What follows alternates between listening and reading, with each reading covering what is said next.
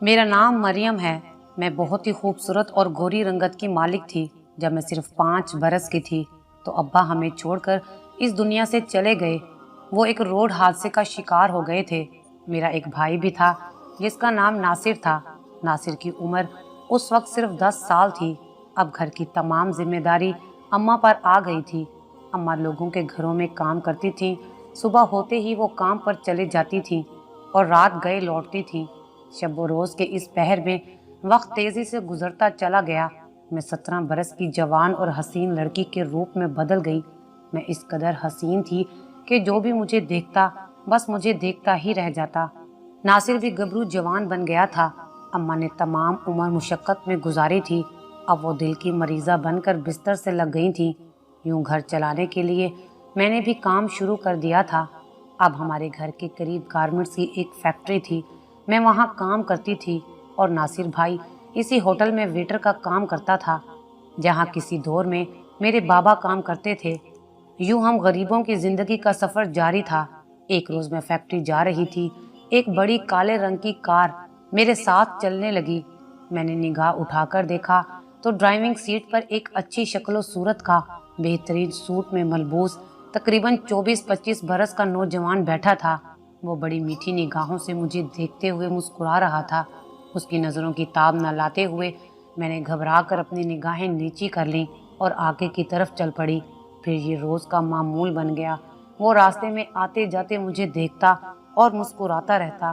ایک دن اس نے بات کرنے کی کوشش کرتے ہوئے میرا نام پوچھ لیا اور پھر اپنی محبت کا اظہار بھی کر دیا۔ یوں کسی اجنبی کے اظہار محبت سے میں گھبرا سی گئی تھی اور پسینے پسینے ہو گئی۔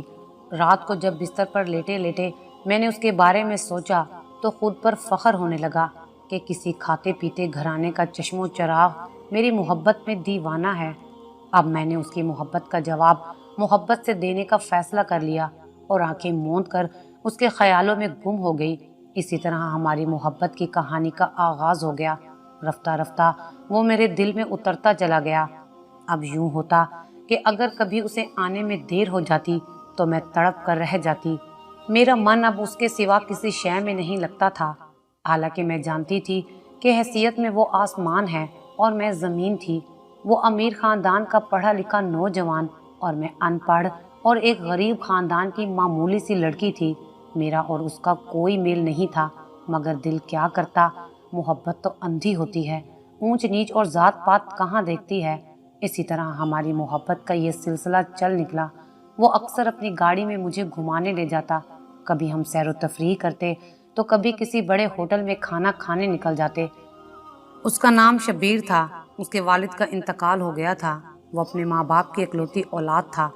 فیملی میں اس کے اور اس کی ماں کے علاوہ اور کوئی نہیں تھا۔ اس کا بہت بڑا کاروبار تھا۔ ایک دن شبیر مجھے اپنی ماں سے ملوانے اپنے گھر لے گیا۔ اس کا بڑا سا گھر کسی محل سے کم نہیں تھا، جو کہ عیش و عشرت کی چیزوں سے بھرا ہوا تھا۔ گھر میں ہر طرف نوکر چاکر گھومتے پھرتے نظر آ رہے تھے۔ میں بہت گھبرا رہی تھی کہ کہیں شبیر کی ماں مجھے ٹھکرا نہ دے، مگر ایسا نہیں ہوا تھا۔ وہ بہت اچھی اور محبت کرنے والی خاتون تھی۔ انہیں دولت مند ہونے کا ذرا بھی گھمنڈ نہیں تھا۔ وہ دولت سے زیادہ شرافت اور اچھی سیرت کی قائل تھیں۔ وہ ایک ٹانگ سے اپاہج تھیں، اس لیے وہ چل پھر نہیں سکتی تھیں۔ شبیر نے اپنی ماں کو میرے بارے میں سب کچھ بتا دیا تھا۔ انہیں اس پر کوئی اعتراض نہیں تھا کہ میں غریب ہوں۔ انہوں نے پہلی نگاہ میں ہی مجھے پسند کر لیا تھا۔ وہ مجھے مسکراتے ہوئے کہنے لگی، بیٹا تم مجھے بہت پسند آئی ہو۔ اب میں شبیر کی شادی میں دیر نہیں کروں گی۔ کل ہی تمہارا ہاتھ مانگنے میں تمہارے گھر آ رہی ہوں۔ ان کی یہ بات سن کر میری خوشی کی انتہا نہ رہی۔ یہ سب مجھے ایک حسین خواب کی طرح لگ رہا تھا۔ یہ تو میں نے کبھی تصور بھی نہیں کیا تھا کہ میں ایک بڑے گھر کی بہو بنوں گی۔ اگلے ہی روز وہ میرے گھر آ گئیں۔ شبیر کے گھر سے رشتہ آیا تو میری والدہ اور بھائی خوشی سے پاگل ہو گئے۔ میری ماں اور بھائی کو کوئی اعتراض نہیں تھا۔ انہوں نے جلدی سے ہاں کر دی۔ پھر چند ہی روز بعد میں دلہن بن کر شبیر کے گھر آ گئی، مگر یہاں آتے ہی مجھ پر ایک ایسا انکشاف ہوا کہ میں ریزہ ریزہ ہو کر بکھر گئی۔ میرے سارے خواب چکنا چور ہو کر رہ گئے تھے۔ شبیر کا اصل روپ میرے سامنے آ گیا تھا۔ شادی کی تیسری رات ہی شبیر نے مجھ سے کہا کہ وہ مجھ سے نہیں بلکہ کسی انم نامی لڑکی سے محبت کرتے ہیں۔ اور مجھ سے پیار کا ڈھونگ اور شادی ایک مجبوری اور اپنی ماں کا دل خوش کرنے کے لیے کی ہے۔ بقول ان کے اس دنیا سے رخصت ہوتے ہی وہ مجھے طلاق دے کر گھر سے نکال دیں گے اور انم کو اپنی دلہن بنا کر اس گھر میں لے آئیں گے۔ میں اس گھر میں اس وقت تک ہی رہ سکتی تھی جب تک شبیر کی ماں زندہ تھی۔ ڈاکٹر نے شبیر سے کہا تھا کہ وہ اپنی ماں کو ہر صورت خوش رکھنے کی کوشش کرے، ان کی ہر بات مانے اور اسے پورا کرے، کیونکہ ان کی سانسیں کبھی بھی رک سکتی تھیں۔ ڈاکٹرز کی یہ بات سن کر شبیر مشکل میں آ گئے تھے، کیونکہ وہ انم سے محبت کرتے تھے اور اس سے ہی شادی کرنا چاہتے تھے، اور ان کی ماں کسی صورت انم کو اپنی بہو بنانے پر تیار نہ تھیں، کیونکہ انہیں لگتا تھا کہ انم ایک اچھی لڑکی نہیں ہے۔ ماں کی خواہش تھی کہ شبیر کی شادی کسی اچھی اور نیک سیرت لڑکی سے ہو، خواہ وہ غریب ہی کیوں نہ ہو۔ دوسرا، وہ جلد از جلد اپنے بیٹے کے سر پر سہرا دیکھنا چاہتی تھیں، کیونکہ انہیں خود بھی اپنی بیماری کا علم تھا۔ اپنی ماں کی طبیعت کی وجہ سے شبیر ان کی مرضی کے خلاف انم سے شادی نہیں کر سکتے تھے، اس لیے شبیر نے یہ ساری ترکیب سوچی تھی جس سے ان کی ماں بھی خوش ہوگی اور وہ خود بھی مطمئن تھے۔ انہوں نے میرا انتخاب اس لیے کیا تھا کیونکہ میری جیسی سادہ سی لڑکی ان کی ماں کی پسند تھی۔ دوسرا، ہم غریب تھے، مجھے طلاق دینے یا کسی زیادتی پر ہم غریب ان کا کچھ نہیں بگاڑ سکتے تھے۔ ہماری حیثیت اس امیر زادے کے آگے کچھ نہیں تھی جو ہم ان کے خلاف آواز اٹھاتے۔ انہوں نے مجھے سختی سے کہا تھا کہ اگر اس بات کا پتہ ان کی ماں کو یا پھر کسی اور کو ہوا تو وہ مجھے دھکے دے کر اس گھر سے نکال دیں گے۔ بھلا اب میں یہ سب کسی کو کیسے بتاتی؟ اپنی بیمار ماں کو، غریب بھائی، یا پھر شبیر کی نیک سیرت ماں کو جس کی سانسیں کبھی بھی ختم ہو سکتی تھیں، کیونکہ انہیں ٹانگوں کے مرض کے ساتھ ساتھ بلڈ کینسر بھی تھا۔ میں دنیا کے سامنے تو شبیر کی بیوی بنی رہی اور اندر ہی اندر میرا دل خون کے آنسو روتا تھا۔ میں اکثر وقت شبیر کی ماں کے ساتھ گزارتی، ان کی خوب خدمت کرتی، ادھر ادھر کی باتیں کر کے ان کا دل بہلاتی رہتی۔ بدلے میں وہ مجھے محبت اور ڈھیر ساری دعائیں دیتی اور اکثر کہتی کہ ان سے ایسی کوئی نیکی ضرور ہوئی ہوگی جس کے بدلے خدا نے انہیں میرے روپ میں ایک نیک بہو دی ہے، لیکن وہ یہ نہیں جانتی تھی کہ میں کس اذیت میں مبتلا تھی۔ شبیر اپنی ماں کے سامنے مجھ سے میٹھی میٹھی باتیں کرتے، میرے لیے طرح طرح کے تحفے لاتے، گھمانے کے نام پر باہر بھی لے جاتے، لیکن کسی پارک میں چھوڑ کر خود انم کے پاس چلے جاتے تھے جسے پہلے ہی انہوں نے وہاں بلا لیا ہوتا تھا۔ میں انہیں دور سے دیکھ کر روتی رہتی۔ گھر میں جب اماں پاس نہ ہوتی تو وہ میری طرف نفرت اور حقارت کی نگاہ سے ہی دیکھتے تھے۔ انہوں نے مجھ سے پیار نہیں بلکہ ایک ڈرامہ کیا تھا، لیکن میں نے تو ان سے محبت کی تھی۔ مجھے ان کے اس رویے پر بہت تکلیف ہوتی تھی۔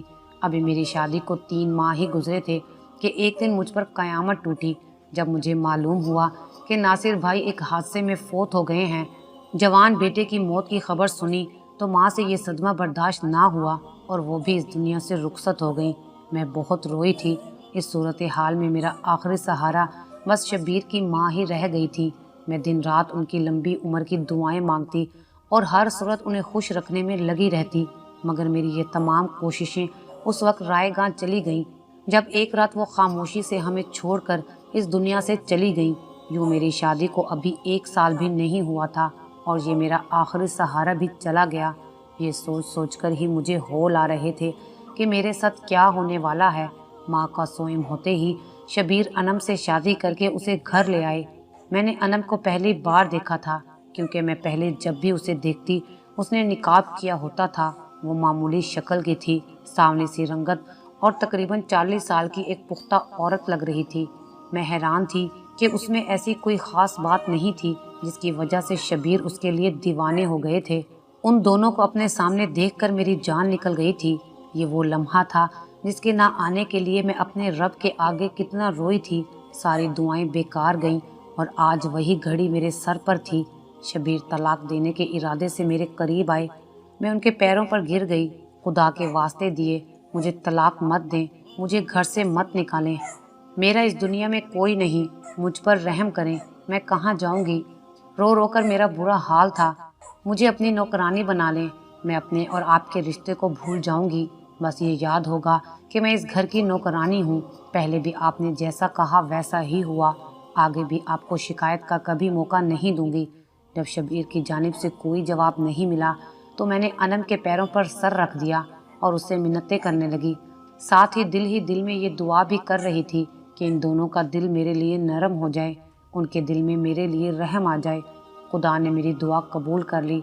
शबीर इस बात पर राज़ी हो गए और अनम की मर्ज़ी पूछने के लिए उसकी तरफ देखा तो उसने भी हाँ में सर हिलाते हुए कहा, ठीक है, इसे छोड़ दो, हम इसे अपनी खादमा बनाकर रखेंगे। मैंने खुदा का लाख लाख शुक्र अदा किया था। अगले ही रोज़ दोनों हनीमून मनाने के लिए मरी चले गए। 1 माह के बाद उनकी वापसी हुई। अनम हर वक्त छोटे छोटे कपड़े पहने रखती और मुंह पर तो ऐसे लगता जैसे पूरी मेकअप किट उंडेली हुई हो। बस इसी वजह से शबीर उसके दीवाने हो गए थे। फिर धीरे धीरे अनम घर के तमाम नौकरों को निकालती चली गई। ये सारे पुराने और वफादार नौकर थे जिनसे शबीर की माँ बहुत मोहब्बत करती थी। यहाँ तक उसने मासी को भी निकाल दिया और शबीर से कहा था मरियम अब घर को संभाल लेगी। शबीर उसे उफ तक नहीं कहते थे, उसे दीवानों की तरह चाहते थे। अब अनम ने पूरी तरह मुझे घर की नौकरानी बना दिया था। घर के तमाम काम मेरे जिम्मे थे, सफाई करना, कपड़े धोना, खाना पकाना, यहाँ तक कि बाहर से कुछ सौदा सरफ भी लाना होता तो वो भी मैं ही लाती थी। पहनने के लिए अनम ने अपने 2 पुराने जोड़े दे रखे थे और खाने में जो बचता वही मेरा नसीब होता। अकेली इतने बड़े घर के काम कर करके मैं बीमार पड़ जाती और तलाक और घर से निकाले जाने के खौफ से मजबूरन मुझे ये सब बर्दाश्त करना पड़ता था। एक दिन अनम मेरे पास आई और जो कुछ उसने मुझसे कहा उसको सुनकर मैं दंग रह गई। ऐसे लगा जैसे मेरे जिस्म से जान निकल गई हो। वो कहने लगी, देखो मरियम, मैं एक कॉल गर्ल हूँ और कॉल गर्ल के राहो रस्म कई लोगों से होते हैं। मैं सारी ज़िंदगी एक मर्द के साथ नहीं गुजार सकती, इसलिए शबीर के काम पर जाते ही मेरे कई दोस्त मुझसे मिलने के लिए आया करेंगे। इस बात का इल्म शबीर को नहीं होना चाहिए, वरना नतीजे के जिम्मेदार तुम खुद होगी। मैं अनम को हैरत से देखने लगी। उसे शबीर जैसा वफादार, मोहब्बत करने वाला और दौलतमंद शोहर मिला था जिसने उस जैसी गंदी लड़की से शादी करके उसे इज्जत भी दी थी।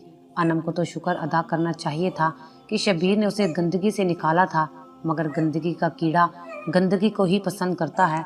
अब मुझे ये बात समझ आई थी कि अनम ने घर के तमाम नौकरों को क्यों निकाला था, महज इसलिए कि वो अनम के पास तरह तरह के लोगों को आता देखते तो इस बात की खबर शबीर को कर देते। और मेरा क्या था, मेरे देखने ना देखने से अनम पर कोई फ़र्क नहीं पड़ने वाला था, क्योंकि शबीर मेरी बात पर एतबार नहीं करते थे। मैं एक कमज़ोर लड़की थी, बेबस, बेघर और लावारिस। भला उसे मुझसे क्या डर होता।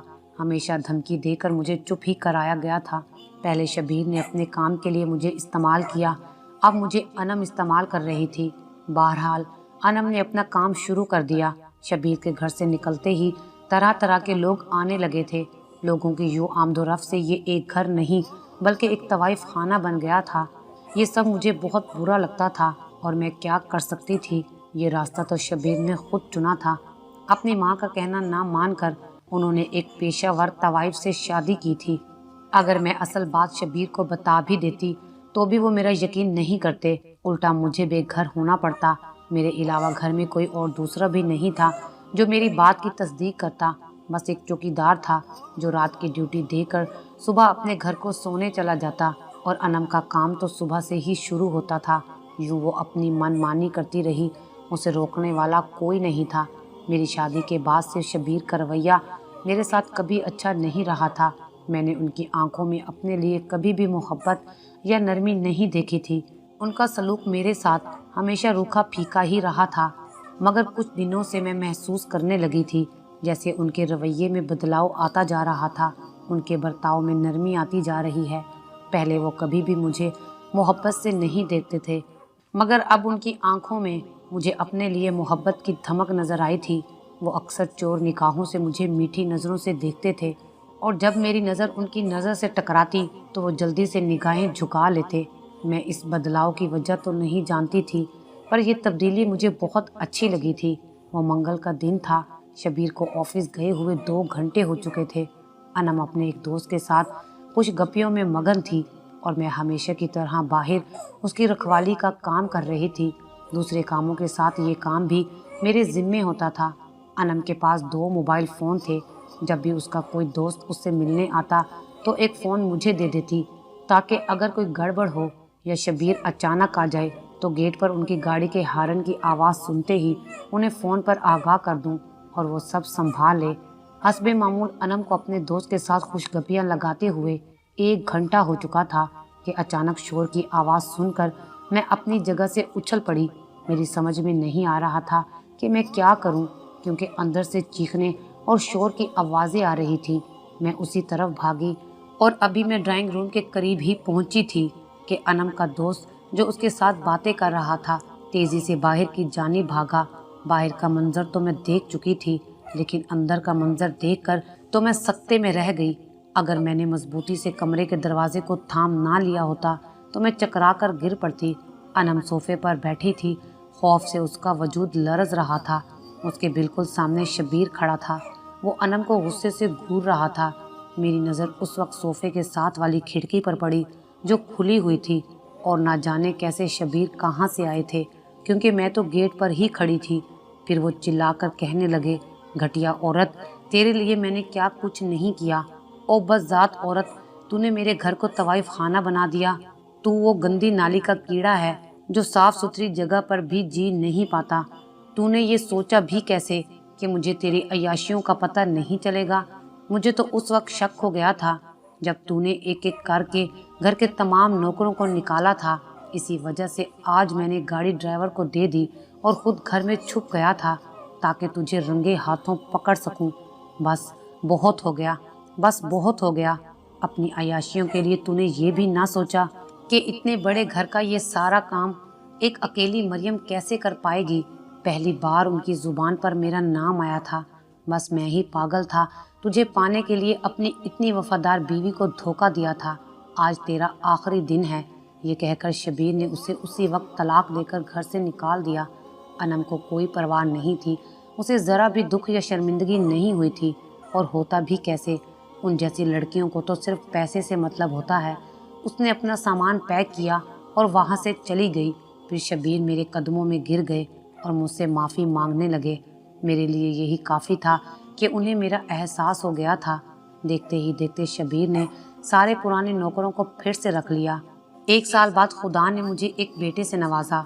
आज शबीर मुझसे बहुत प्यार करते हैं। अब मैं बहुत खुश हूँ। ये सच है कि खुदा के यहाँ देर है पर अंधेर नहीं। वो पाक परवरदिगार अपने बंदों की तमाम दुआओं को सुनता है। बस उन दुआओं की कबूलियत अपने वक्त मुकर्रर पर होती है। मैं अब शबीर के साथ निहायत खुशगवार ज़िंदगी गुजार रही हूँ। मेरा घर मेरे बच्चे की आवाज़ों से गूंजता है। ये सच है कि हर बुरे वक्त के बाद अच्छा वक्त भी आता है, हर दुख के बाद सुख भी आता है। बस इंसान को सब्र व इस्तकामत से काम लेना चाहिए। सब्र का दामन कभी भी हाथ से नहीं छोड़ना चाहिए। शबीर मुझे अक्सर औकात ये कहते हैं कि वफ़ादार बीवी भी अल्लाह ताला की एक बहुत बड़ी नेमत है, और मैं अल्लाह ताला का लाख लाख शुक्र अदा करता हूँ। मुझे तुम जैसी पाकीज़ा बीवी मिली है। आज मैं अपने शौहर और बच्चों के साथ एक हंसी खुशी ज़िंदगी गुजार रही हूँ।